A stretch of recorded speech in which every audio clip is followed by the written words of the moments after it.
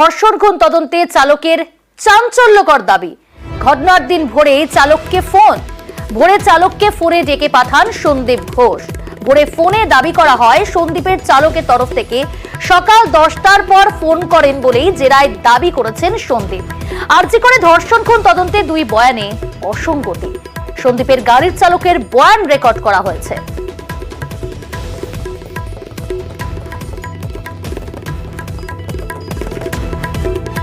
এর আগে আমরা দেখেছি সন্দীপ ঘোষ গ্রেফতার হওয়ার আগে তাকে দফায় দফায় জিজ্ঞাসা করেছেন সিবিআই আধিকারিকরা এবং একটানা জিজ্ঞাসাবাদ, নানা বয়ান রেকর্ড করা হয়েছে। বয়ানে অসঙ্গতি পাওয়া গিয়েছে। এবার তার গাড়ির চালক, তারও বয়ান রেকর্ড করা হলো, কিন্তু গাড়ির চালকের সঙ্গে বয়ানে মিল পাচ্ছেন না। সন্দীপ ঘোষের বয়ানের মিল পাচ্ছেন না তদন্তকারী আধিকারিকেরা। অমিত রয়েছে আমাদের সঙ্গে। অমিত, একেবারে চাঞ্চল্যকর দাবি করছেন এবার গাড়ির চালক। সিবিআই নজরে তাহলে সন্দীপের গাড়ির চালক, কারণ বয়ানে তো কোনো মিলই নেই সন্দীপ ঘোষ এবং তার গাড়ির চালকের। একেবারেই এখানেই সিবিআই আধিকারিকদের মনে আবারও কিছু সন্দেহ জানা যাচ্ছে, কোথাও গিয়ে কোনো কিছু লুকোনো হচ্ছে কিনা। কারণ সন্দীপ ঘোষ দাবি করেছিলেন উনি সকাল 10টার সময় খবর জানতে পারেন এবং তারপরে গাড়ি দেখে তিনি হাসপাতালের উদ্দেশ্যে রওনা হয়েছিলেন। কিন্তু গাড়ির চালক, আজিকা হাসপাতালের প্রিন্সিপালের যে গাড়ির যে চালক, তার যে স্টেটমেন্ট রেকর্ড করা হয়েছে সিবিআই তরফে এবং এমনকি গাড়িকে এক্সামিন করা হয়েছে, গাড়ির গতিবিধি কোথায় আছে, অর্থাৎ জিপিএস সিস্টেম গাড়িতে আছে বলে প্রাথমিকভাবে জানা যাচ্ছে। তার যে গতিবিধি যে এক্সামিন করা হয়েছে সিবিআই তরফে, সেই জায়গায় সিবিআই তরফে দাবি করা হচ্ছে যে এই জিজ্ঞাসাবাদে গাড়ির চালক, সন্দীপ ঘোষের গাড়ির চালক, যেটা সিবিআই আধিকারিকদের কাছে জানিয়েছে যে ওই দিন অর্থাৎ যেদিন একদম ভোরবেলা 6টা বাজার আশেপাশে সকাল,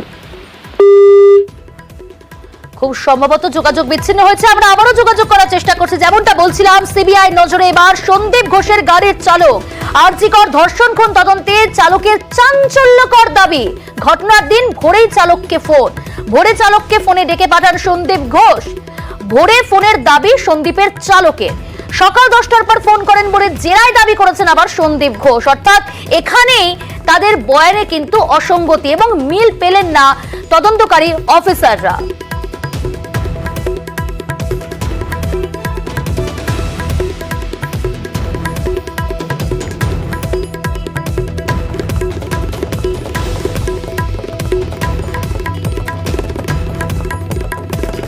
সন্দীপের গাড়ির চালকের ইতিমধ্যেই বয়ান রেকর্ড করা হয়েছে, কারণ দুই বয়ানেই একাধিক অসঙ্গতি।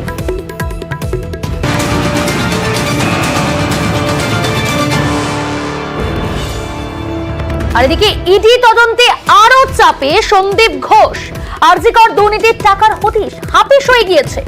একাধিক সংস্থা খুলে টাকা সরিয়ে দেওয়ার অভিযোগ। বুঝতেই পারছেন, একাধিক অভিযোগে অভিযুক্ত সন্দীপ ঘোষ। এবার একাধিক সংস্থা খুলে টাকা সরিয়ে ফেলার অভিযোগ তার বিরুদ্ধে। এই দুর্নীতির টাকা, আরজিকরের দুর্নীতির টাকা হাপিস করেছে এইভাবেই সন্দীপ ঘোষ। অমিত রয়েছে। অমিত, নানা অভিযোগে অভিযুক্ত সন্দীপ ঘোষ এবার দুর্নীতির টাকা অন্যত্র সরিয়ে দেওয়া, একাধিক সংস্থা খুলে সেখানেও টাকা ইনভেস্ট করা, এই অভিযোগও তার বিরুদ্ধে। এইরকমই 8 থেকে 10টি সংস্থার হদিশ পাওয়া গেছে। গত শুক্রবার যে তল্লাশি অভিযান চালানো হয় ইডির তরফে, সেই তল্লাশি অভিযানে সন্দীপ ঘোষের অত্যন্ত নিকট আত্মীয়দের বাড়িতে যে তল্লাশি অভিযান চলেছে বা পুলিশ তল্লাশি অভিযান চলেছে, সেখান থেকে যে সমস্ত নথি বাজেয়াপ্ত করা হয়েছে, সেই সমস্ত নথির মধ্যেই কোম্পানি সম্পর্কিত তথ্য লিখিয়েছিল বা কোম্পানি সম্পর্কিত তার সন্ধান পান। এবং ইডি আধিকারিকরা মনে করছেন এই সমস্ত সংস্থা, অর্থাৎ তাদের নিকট আত্মীয়দের নামে সংস্থা থাকলেও কার্যত এই সমস্ত সংস্থার নিয়ন্ত্রণ ছিল সন্দীপ ঘোষের হাতে। এমন ইডি আধিকারিকরা কতদিন ধরে এই ধরনের সংস্থাগুলো চলছিল বা চালাচ্ছিলেন সন্দীপ ঘোষ?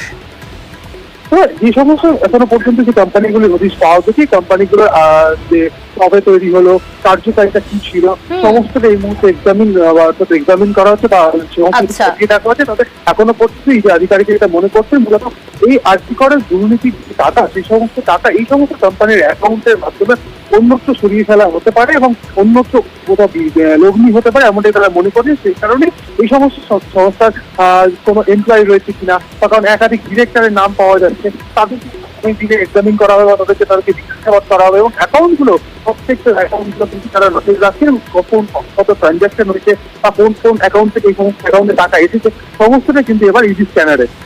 অমিত, এখান থেকে জানতে চাইবো তোমার কাছ থেকে। আমরা জানলাম যে এই কথা ইডির যে তল্লাশি অভিযান, সন্দীপ ঘোষের বাড়ি, ভিলা, বিভিন্ন জায়গায় সন্দীপ ঘনিষ্ঠদের বাড়িতেও তল্লাশি চালিয়েছে ইডি আধিকারিকেরা। সেই সূত্র ধরেই কি এই যে সংস্থাগুলো হদিশ পাওয়া গেল? ইডি সূত্রে এই বিষয়ে কি জানতে পারছো? প্রাথমিক পর্যায়ে কটি সংস্থার হদিশ মিলেছে? কারা ওই সংস্থা চালাতেন? ওই সংস্থার ডিরেক্টর কারা? এই বিষয়ে কিছু জানা যাচ্ছে? একদম ইনিশিয়াল স্টেজে ইডির তরফে যেটা দাবি করা হচ্ছে, একদম ইনিশিয়াল স্টেজ এই মুহূর্তে ইনভেস্টিগেশনে, সেক্ষেত্রে শুক্রবার দিন প্রথম তল্লাশি চালানো হয় ইডির তরফে। সেক্ষেত্রে আমাদের সন্দীপ ঘোষের বাড়িতে তল্লাশি চালানো হয়েছে। সন্দীপ ঘোষের ইনলসের বাড়ি বা তার আত্মীয় যাদের বাড়ি রয়েছে বা বিপ্লব সিং এর অ্যাকাউন্টেন্টের বাড়িতে যে তল্লাশি চালানো হয়েছে, সেই সমস্ত জায়গা থেকে নথিগুলো পাওয়া গেছে বা তাদের এবং সেই সমস্ত নথির মধ্যে কোম্পানি সংক্রান্ত বা সংস্থা সংক্রান্ত বেশ কিছু তারা কিন্তু নথি বাজেয়াপ্ত করেছে বা পেয়েছে। এবং সেই সমস্ত নথিগুলো খতিয়ে দেখে এই সমস্ত 8 থেকে 10টি কোম্পানি এখনো পর্যন্ত এই হিসাবে দাবি এই কোম্পানিগুলোর ডিরেক্টর পদে সন্দীপ ঘনিষ্ঠ নিকট আত্মীয় বা সন্দীপ ঘনিষ্ঠ ব্যবসায়ী তারা কিন্তু রয়েছে ডিরেক্টর পদে। স্বাভাবিকভাবে এই জায়গা থেকে ইডি আধিকারিকরা মনে করছেন সেই কোম্পানিগুলো মূলত খোলা হয়েছিল কার্যত এই রাজ্যিকর দুর্নীতির টাকা সরিয়ে ফেলার কাজে ব্যবহার করা হচ্ছে। কারণ এর আগে অতীতে দেখা গেছে যে বিভিন্ন নিয়োগ দুর্নীতি সংক্রান্ত যে মামলা যেমন রয়েছে, যেমন প্রাথমিক শিক্ষক নিয়োগ দুর্নীতি মামলা বা এসএসসি নিয়োগ দুর্নীতি মামলা বা রেশন দুর্নীতির ক্ষেত্রে দেখা গেছে অভিযুক্তরা বিভিন্ন সময় তাদের নিকট আত্মীয়দের নামে অ্যাকাউন্ট খুলে বা কোম্পানি করে টাকা সাইফুন করেছে। বেশ, ধন্যবাদ। সন্দীপ ঘোষের আরো সম্পত্তির হদিশ। বেলেঘাটার সুভাষ সরোবরের কাছে বিলাসবহুল ফ্ল্যাট, সেটাও একটা নয়, দুটো। গ্যারেজের দামি গাড়ি। বাগুইআটির কাছে হাতিয়ারাতেও আরজি করের প্রাক্তন অধ্যক্ষের বিশাল বাড়ি।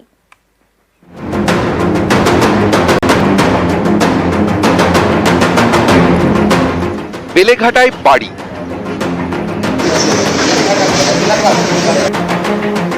ক্যানিং এর জীবনতলায় ভিলা।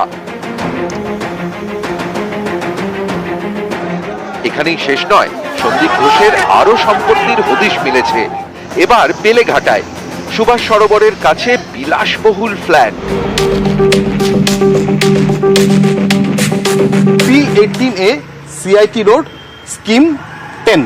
এই সেই স্ট্যান্ড অ্যালোন বিল্ডিং, যে বিল্ডিং এ সন্দীপ ঘোষের আরো একটি ঠিকানা বা আরো একটি ফ্ল্যাট রয়েছে।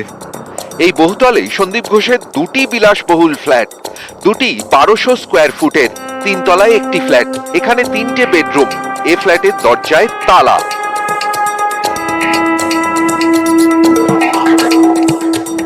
একতলায় আরো একটি ফ্ল্যাট।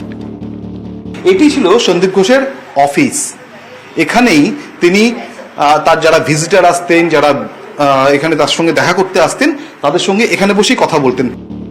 স্থানীয়দের দাবি, বছর 7 আগে এই দুটি ফ্ল্যাট কেনেন সন্দীপ ঘোষ, এখানেই থাকতেন। পরে বেলেঘাটায় বাড়ি তৈরি করে সেখানে চলে যান। ওই দোতলাটা এই চেম্বারটা বসা হয়ে গেছে। কতদিন ধরে ছিলেন এখানে? ও বহুত দিন আগে বেরিয়ে গেছে। ফ্ল্যাটটা এখন ফ্ল্যাট বন্ধ আছে আর কি, শেষ মানে এখনো মানে 5-6 মাস আগে যখন তখন আসতো ঝেড়ে বেড়ে বেরিয়ে যেত আর কিছু। এই ফ্ল্যাটের গ্যারেজে রয়েছে সন্দীপ ঘোষের গাড়ি।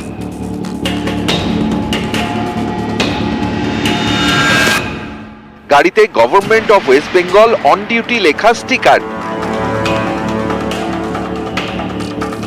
আরজি করের পার্কিং স্টিকারও সাটানো গাড়ির কাছে। সিআইটি রোডে দুটি ফ্ল্যাট আর বাগুইআটির কাছে হাতিয়ারায় সন্দীপ ঘোষের বিশাল বাড়ি।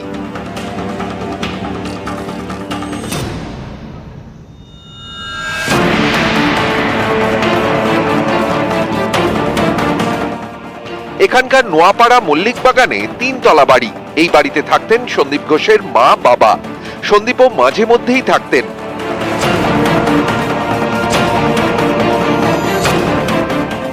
বাড়িতে লিফট বসানোর কাজ চলছিল, এখন বন্ধ।